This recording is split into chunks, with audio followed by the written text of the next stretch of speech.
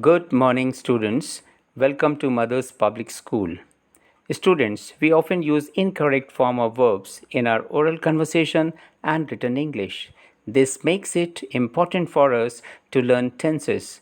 Besides, we do get questions on tenses in our exams. That makes it all the more important for us to learn tenses. And today's chapter is tenses. Dear students, I have a very simple approach to learning tenses. I'll put all my sentences in a simple circular chart. The circular chart is divided into four chambers. Let's mark them 1, 2, 3, and 4. Now, step number 1. Read the given sentence for error detection or gap filling.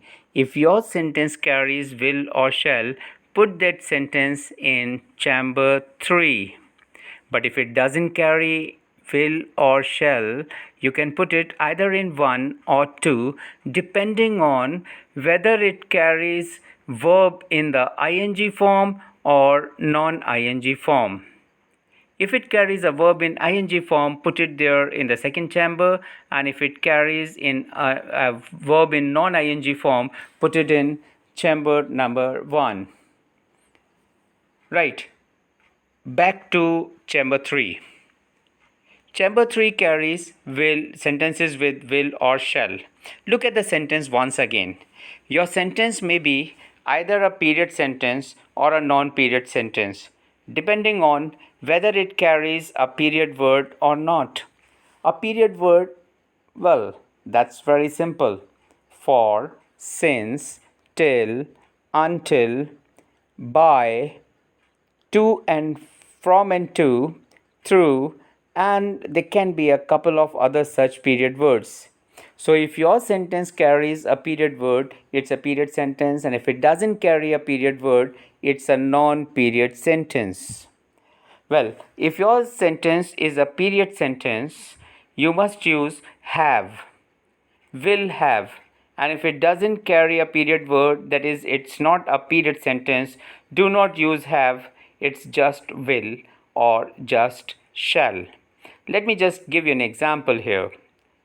Suppose you ask me to do something, you give me an assignment, and when I say okay, I'll do it, you would immediately ask me when you're going to finish it.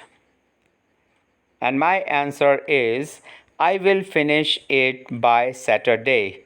Oh no, I'm wrong here. When I say by Saturday, it turns out a period sentence. And if it's a period sentence, I cannot say I will finish. It has to be I will have finished it by Saturday. Okay, let me replace the word by on. I will finish it on Saturday, and that's absolutely correct. I will have finished it by Saturday, a period sentence. I will finish it on Saturday, a non period sentence. Now, let me go over to chamber number 2. The sentences do not carry will or shall, but the verb are in ing form. And once again, you find that such sentences can be either period sentences or non-period sentences, giving depending on whether they carry a period word or they don't. If they carry a period word like for, since, till, until, from and to, through, by, they are period sentences, and they must use have been, has been, had been. But if it's a non-period sentence, it should be is, are, am, was, were, and be. So once again, if it's a period sentence, have been doing, has been doing, had been doing, and if it's a non-period sentence, is doing, are doing, am doing, was doing, were doing, be doing. Let us pick an example here. I am teaching English for 20 years. Oh no, that's absolutely wrong. When I say I am teaching English for 20 years, for 20 years makes it a period sentence, and if it's a period sentence, I must say I have been teaching English for 20 years. But if you ask me, hey, what you doing now? I am teaching English, no period. I am teaching English. और कल क्या कर रहे थे? I was teaching English. इतनी देर से क्या कर रहे हो? I have been teaching English. The moment you say इतनी देर से, it turns out a period and I must use I have been teaching English. But then there is yet another question. What's the difference between have been and has been? Let me tell you, there is no functional difference between have been and has been. The only difference is that have been is used in plural structures and has been used in singular structure. What about had been? Had been is used when the action is no more in progress. If the progress has stopped, you must use had been. Alright, let me pick an example once again. As I said that I have been teaching English for 20 years, that simply means that I still teach English. Okay, suppose I got retired last year. I cannot say I have been teaching for 20 years and I got retired last year. Well, if I got retired last year, that means I stopped teaching. And when I stopped teaching, I must use had been teaching. So the sentence goes, I retired last year and I had been teaching English for 20 years.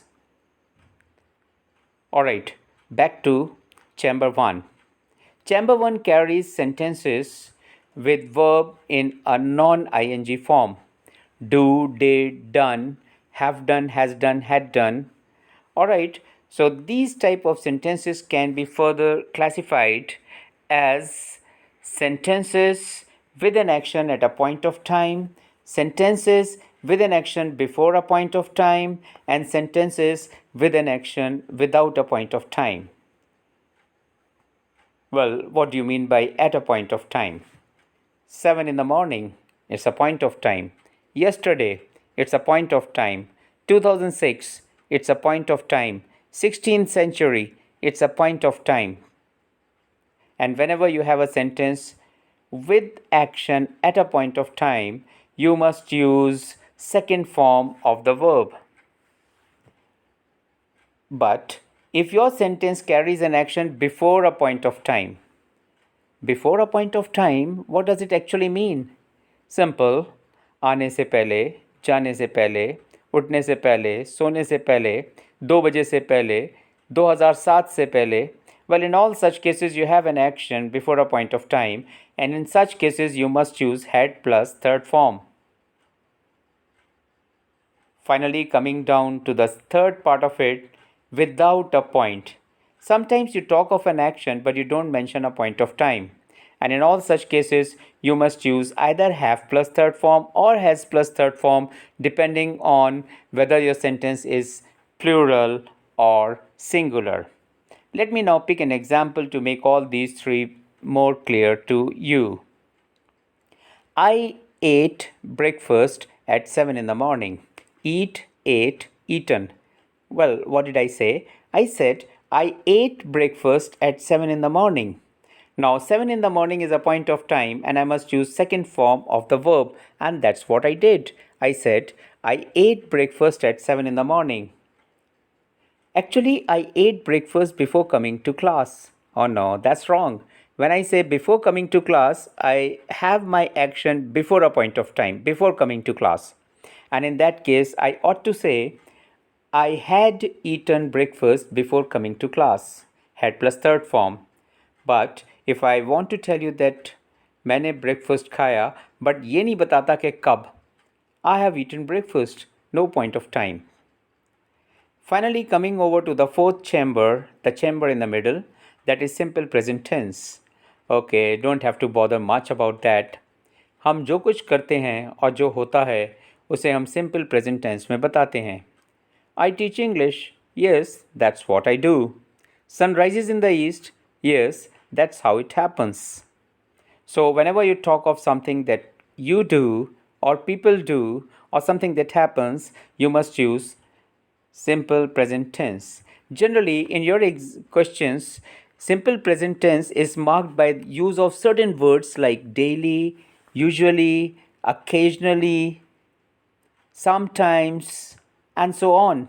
So in case you find any such word in your sentence, make sure that you need to put in a simple present tense right? So this is all about the circular chart. In my next video, I'll take you over to some practice questions based on this chart that will give you a better understanding of the chart and better understanding of tenses. Thank you very much. See you again in my next